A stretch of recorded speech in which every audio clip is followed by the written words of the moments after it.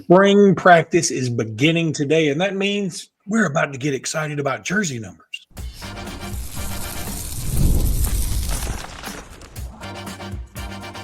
You are Locked On Bama, your daily podcast on the Alabama Crimson Tide, part of the Locked On Podcast Network, your team every day. Hey, everybody, and welcome back into Locked On Bama, AHSA Radio Network's Luke Robinson. That's me. Bama internet legend Jimmy Stein, that's him.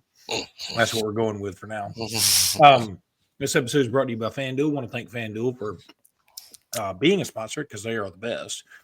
And want to thank you everydayers for being here every day. Thank you newbies for being here today. And thank everybody for being awesome every day. Jimmy, new numbers assigned, people changing numbers, and some interesting ones. And, I get kind of excited about the numbers. And I think now in the era of NIL, it's easy to get excited about numbers because you want to know whose jersey you're going to buy and who's going to get a piece of that money when you buy it. Well, another big reason is the roster changes out. I mean, every year it feels like such a dramatically new team for a couple of reasons. Number one, you have all these transfers coming in, like Isaiah Horton. He's going to be wearing number one. And that's a significant player for everyone to know. I think he's going to be wide receiver 3 on this team behind Ryan and Germ. I think you'll see Horton. So that's a guy you need to know. Other times, and again, this drives me crazy. Longtime listeners of the show know that I hate this, but current players change their numbers. Justin Jefferson, who we've known for 2 years as number 15, is now number 10. So if you're one of the few unfortunate souls who purchased a Jefferson 15 jersey, you wasted your money. You don't get it back. I don't like that. Justin Jefferson doesn't think that. He looks at it like a double dipped. Well, my wife, she's a huge Jalen Hurts fan. She ordered Hurts jersey, just the T-shirt version, when he got drafted by the Eagles, and he actually started out his career at number 2, as a number 2, just like he did at Alabama, and then changed his number. And hey, we love you, Jalen, but we didn't double dip. We just still have the Hurts 2 Eagles jersey. I'm not a double dipper when it comes to that. I mean, fair enough. I think 10 for a linebacker is significant. I mean, when I think 10, I think Reuben Foster. So I think if you're Justin Jefferson and you're a guy who's known to be a headhunter, I think that's significant. Hey, assuming good health. Hey, that was a great question. I should have asked this before. Assuming good health, who plays more snaps in 2025, Justin Jefferson or Nakia Greenhill? I'm going to say Justin Jefferson but I mean, I think it's a good question. I would say Justin Jefferson. I'm going the other way. Oh, okay. Mm-hmm. So another thing, when you talk about Isaiah Horton wearing number 1, the last transfer wide receiver we had that wore number 1, pretty good. J-Mo. So I think that's a positive. Now, let's go over the people that changed first. Jalen Mbakwe goes from 9 to 3. Daniel Hill from 20 to 4. Jalen Hale from 14 to 8. Justin Jefferson from 15 to 10. And Jordan Renaud from 90 to 11. Big change there. Big change. And I'm down with defensive linemen wearing like lower numbers. I think it makes them seem more intimidating. They may not be. I'm also down with running backs wearing smaller numbers. It makes them seem faster even if they aren't. Daniel Hill needed that because he looks like a lineman back there. It's like he might as well have been wearing number 87 playing running back. Now he's going to 4. I agree. He sort of needed that single digit. But again, I will stand on the soapbox forever. Do not like current players changing their number. It's like I have a hard enough time getting to know you with one number. That's fair. I'll tell you this, though. Speaking of ones we don't like, I don't like a couple that jump off at me. I don't like AK Deer at 0. I don't like my running back at 0. I don't know why. I'm not a 0 fan. I'm not a 0 fan either. And some people may find this conversation so disinteresting. I get it. But like to me, the number can speak volumes. They used to not have names back there. Numbers all you knew. That's all you knew. And so the number was so symbolic. And then call me crazy. I don't love Keelan Russell at 12. I would have loved Keelan Russell to be his own thing. Like All right. So, all right. When I think 7, I think Jay Barker. If you think 12, there's a litany of Alabama. Yeah. I do know this, though. Keelan did ask for 12 because it was his high school number. Fair enough. I do know that. So it's Fair not enough. like they're like, you're the next Namath. You're the next Stabler. By the way, you know what's funny to me? Boy, I don't know. I don't want to do asides on the whole show, but I happen to be watching Birmingham local TV this morning, even though I'm in Fairhope. And don't you hate it when the news guy has to read a sports story? So there's a sports story, but the news guy, not the sports guy, the news guy has to read it. And he was going over this exact thing, famous number 12s at Alabama. And this is how he said it. He said, other number 12s at Alabama are Joe Namath and Kenny Stabler. Oh, God. Oh, God. Well, clearly he wasn't from the Mobile area. Yeah, it's the news guy. And, he could have just, hey, I misspeak all the time, so I shouldn't make fun. Man. But sometimes I'm like, well, it's the news guy doing the sports, just probably like the sports. You shouldn't have me. We're not going to do a podcast on Ukraine, Russia, because I'll mispronounce Zelensky, although I think I got it right that time. I think you did just nail it. Now, I would have liked to have seen, I'm thinking, all right, so 13 is Tua, 9 is Bryce, Jalen is 2. I'm trying to. Kai's 15. Mac Jones is 10. So my point is, I would have loved to have seen him be 5, even though wasn't Zhao 5? Zhao was 5. That's a nice call. What about 90? Well, I would have liked to have seen him be. I wanted him to be a single. He looks like a single digit guy. I would have loved to have seen 3 or. I'm just saying numbers. A lot of old time Bammers already have 12 jerseys, so as long as you didn't slap a name on the back of it, you're good to go with Keelan. But it's fair. Again, it was his high school number, so that's a little different than the Alabama equipment guy going, "You remind me so much of Kenny Stabler. Here's 12." You were so Joe Namath. Look, how about this? Lotsier Brooks at 17. What do you think about that? I dig it. He's got a Waddle vibe. Yeah. That's my player comp for him is actually Waddle. Then the one that stood out to me, maybe more as much as AK Deer at 0, was Derek Meadows at 30. Yeah, you're going to go Dante Hightower on me? Bigger guy. So bigger receiver, bigger number.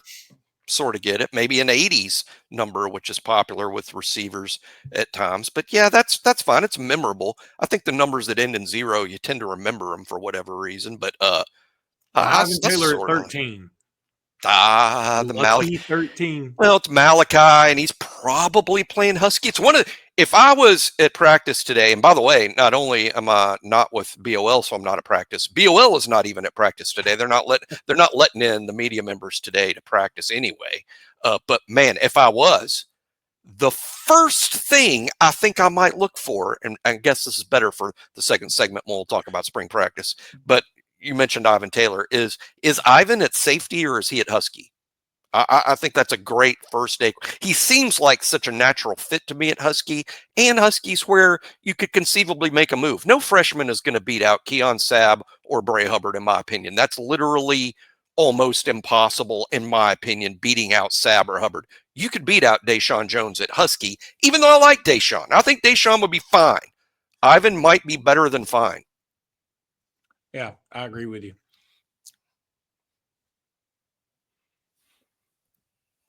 Time to talk a little Roy, because it's a great app. Attention, Locked On Bama fans, the future of college sports is here and it's transparent. It's not translucent, it's transparent. Gone are the days of behind-the-scenes NIL deals. Now with the Roy app, you get to be a part of change and support Bama athletes in the most straightforward way possible. Roy is the NIL app that puts the power in your hands. You choose the player, decide how much you want to contribute, and get exclusive content in return. And if your player transfers, hey, no big whoop. You get your money back. It's completely risk-free. You ever wanted to make your favorite athlete stay on the team? Now you can contribute directly and see the impact. For a limited time, Roy is matching up to 100 smacks per Bama fan. That means your impact is doubled, helping to keep your favorite players right where they belong. Download the Roy app. That's ROY. You can see it right there from the App Store and start backing Locked On Bama athletes the way they deserve with transparency, trust, and a real impact. This is the future of college sports. Be a part of it today by downloading the Roy app and supporting your favorite players with Locked On Bama backing you up. I added that last part. Good day to send $100 to Ivan Taylor, I think. Now, we're going to go over some weights that have changed for better or for worse. And some of them, these are very interesting to me. But I do want to give a shout out to Joey and Emily, who came by my office here at Robinson Iron today. They live in Tallahassee, I believe they said. And Jimmy, we met them, if you remember last year, the Alabama baseball game. Yeah. Where you and I don't ever see each other, ever. And but we did. We happened to both be there. And then we saw them and we got a picture with them. And I do remember. Joey's super nice guy. Emily's pretty as a speckled puppy. And we were happy to see him. And that is one country saying you got there. That is nice, isn't it? You are from the country. You just confirmed. I'm going to tell you what, Ellick City is getting too big for my accent. That's the problem. Ellick City is growing and my accent is not evolving.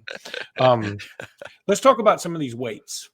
I found this to be very interesting about some of these guys because I was thinking, okay, I'm super excited. Jeremiah Beeman, for instance. Yes. He's gone from 296 to 312. Need it, want it. Good. Jaden Roberts has gone from 310 to 325. I would have already told you he was 350. So I feel in my head he's lost 25 pounds. He looks like he's 500 pounds. I talk about it all the time. Jaden Roberts looks bigger than he is, and he is huge. He's a Coke machine with feet, but he looks bigger than that. I mean, he just a monstrous guy. So the fact he's gained weight, I'm like, yeah, we've known he's big. Yanzi Pierre has gained 9 pounds. I would have, honest to God, would have liked to have seen maybe even a little more, but 9, I'll take it. And I bet it's all muscle. And by the way, when we're talking about gaining weight, this ain't Luke Robinson eating crumble cookies gaining weight. This is some downtown muscle building. So, and I'm not going to go over all of them because some of them are like plus 3 pounds, like Joseph Ionata from 307 to 310. Okay. Keon Keeley. It blows my mind. And thank you, Keon, for staying here. It blows my mind he's still on the roster. I'm thankful he is. I want him to catch on. I want him to be a thing. But at the same time, it just blows my mind he's still on the roster because in this day and age, guys who were the number one player in the country don't stick around if they ain't playing.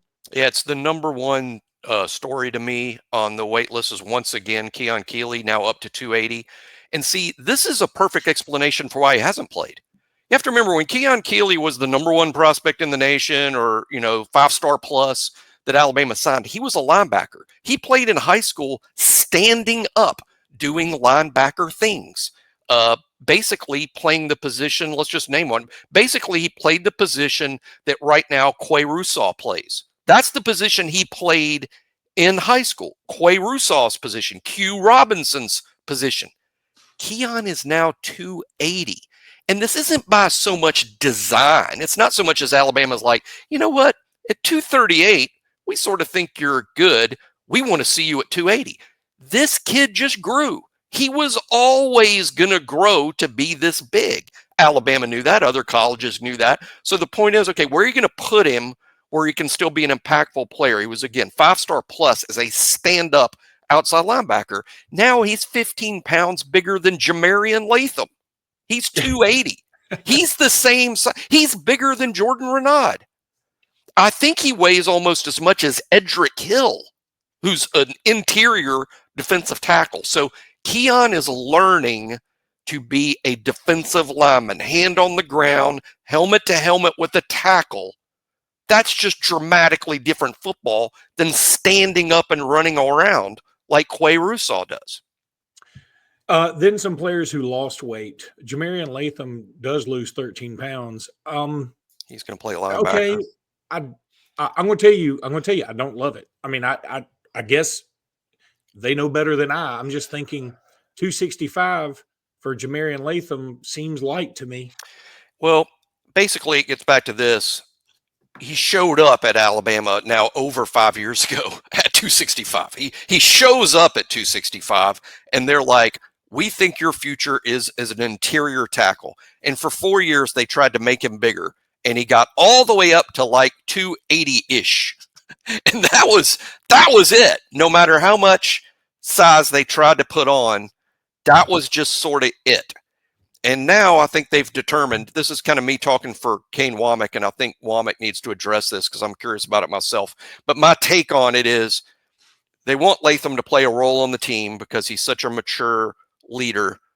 They just figure, okay, what we need is a run-stuffing linebacker, a linebacker that doesn't specialize in rushing the passer from the outside, a linebacker that specializes in stopping the run outside.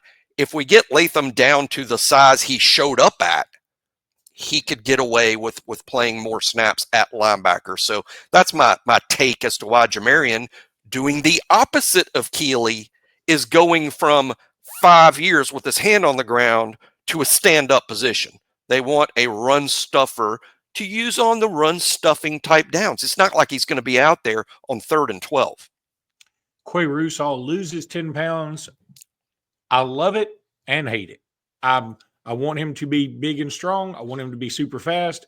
I thought he was already both of those things. And so I kind of wanted him to stay the same. But if it makes him faster, I'm down with it. Yeah, I hope it makes him faster. Just think of that as the tandem with Latham. Russaw losing the weight, pass rusher. Latham showing up the biggest guy at that position, the run stuffer. And I think those two will play the most snaps at the position. Russaw on standard downs, pass rush downs, Latham on the run stuffing downs, and then Yanze Pierre will get in there and sort of sub for both. Caden Proctor loses 9 pounds, which essentially means he flossed his teeth. 369 to 360. Caden Proctor, I mean, he can clip his toenails and lose 9 pounds. Whoa. Jeremy Bernard. Mm-hmm. Are you shocked Jeremy Bernard was 209? I was. And he's lost. Yeah, that is. Yeah, I would have guessed if before looking at the roster or memorizing, if you'd have asked me yesterday, what is? Well, I'd have said 185, maybe even 200. He's physical. He's a physical presence. I think what threw us off about thinking Jeremy was a little smaller is that he was as a punt returner. You know, at Washington, Michigan State, you tend to sort of think of those guys as quick, maybe not as heavy. But Jerms packs a punch. I hope in his final year, he develops into a premier outside blocker. And one final one that, I love him because this is a Ryan Williams podcast, but Ryan Williams' weight did not change. Hey, look, when you go from 17 to 18 like he just did, you would think he'd gain a little weight. I'm a little shocked. Are you? Yeah, I thought there'd be like a concerted effort to maybe put a little more weight on Ryan, but hey, whatever he does, it's been working. And for those that say, for those that say, oh, he's too light, that question today, Tez Johnson at Oregon, an outstanding player at Oregon. I mean, an A1 college wide receiver.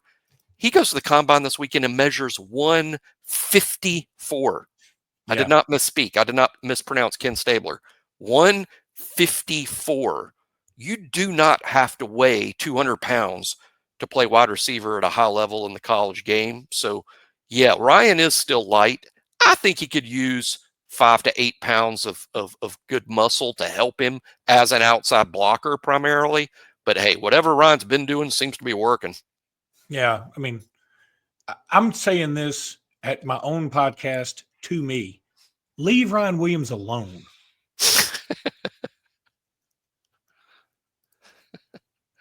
Let's talk a little FanDuel now because FanDuel's the best, and you love FanDuel. I know you do. When the games tip off, the NBA action is just getting started. There's no better place to get in on it than FanDuel, America's #1 sports book. With FanDuel, you can place live bets throughout the game.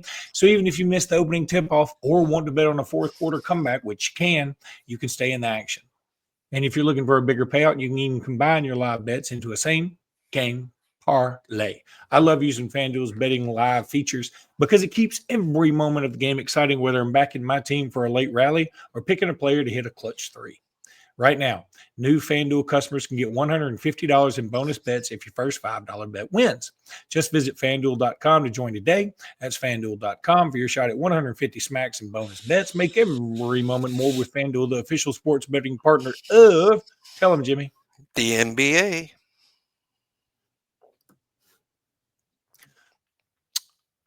I watch Up and Adams on that FanDuel Sports Network. You ever watch that? I don't know if you get it. Not everybody gets that network. You should ask your cable provider. But Up and Adams, Kay Adams, excellent interviewer. Yeah. She knows her stuff. She's good looking too. Yeah, she is. I've noticed. But I barely even. The show's great. Been so intrigued with the football content.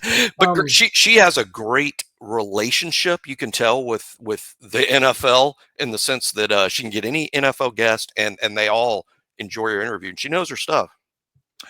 So let's talk a little bracketology in a second, but I first want to clarify something. Again, as predicted, a lot of Auburn fans listen to the Schadenfreude. I don't know. I have no idea if I'm pronouncing that correctly, but y'all know what I mean. It's the German word for taking pleasure in other people's misery. And they just said we were coping and saying that the regular season doesn't matter. We didn't say the regular season doesn't matter. No. We're saying we want it to matter. I take that back. We're saying we want it to matter. It doesn't matter as much as it should. And if Alabama wins it, of course I'm happy. Of course I'd be thrilled. And of course I don't want Auburn to win it. At the same time, as a basketball squad, now and forever, rightly or wrongly, and to me it's wrongly, you're judged on March. Think about last year. Yeah, I'll use the same example over and over again. It's not me bringing up Yale again just to have copium. It is to present my point.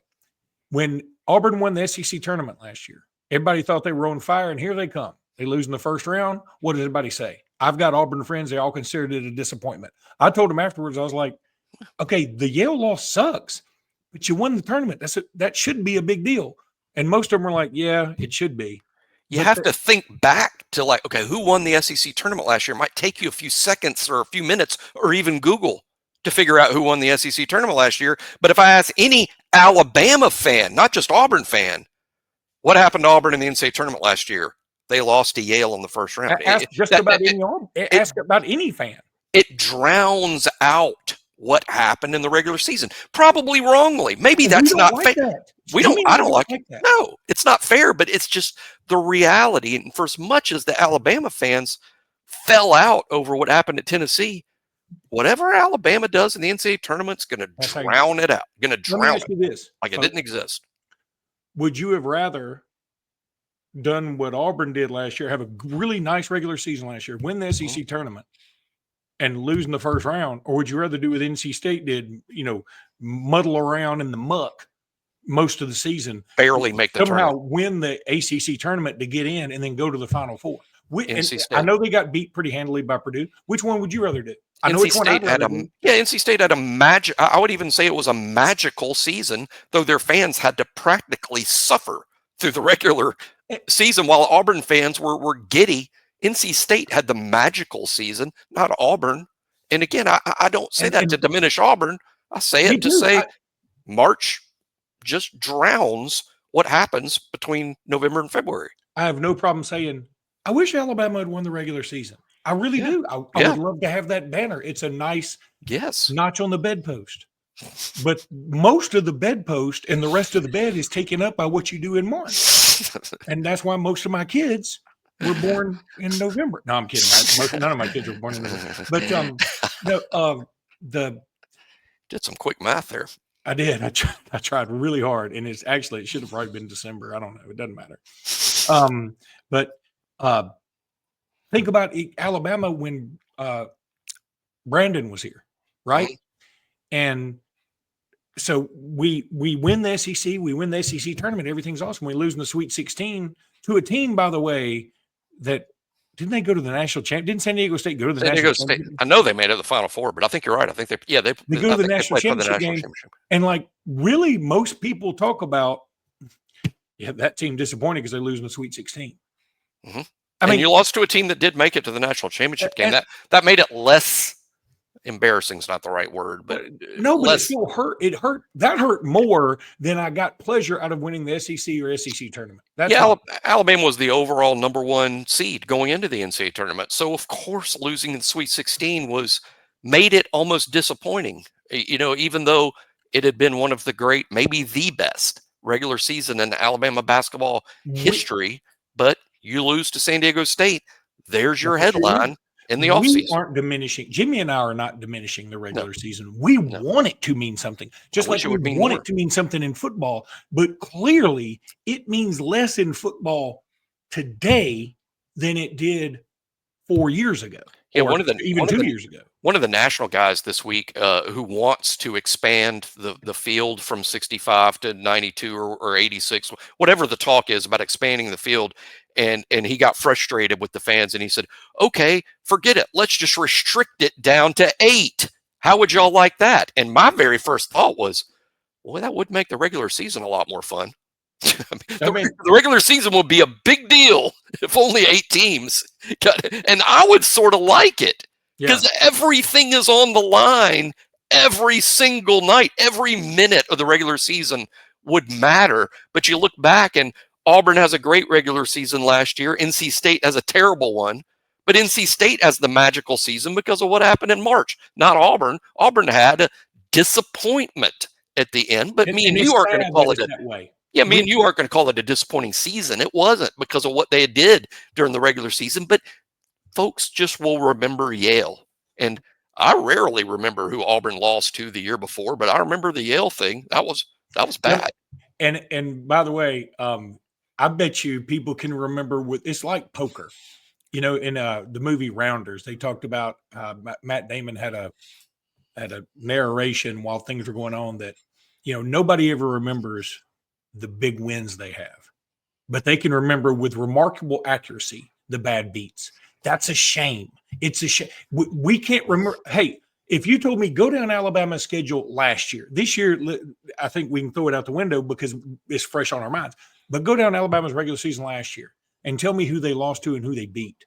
I'd have a hard time remembering.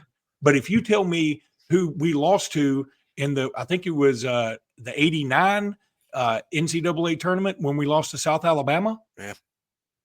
I can remember peanut butter and jelly. I can remember, the whole thing.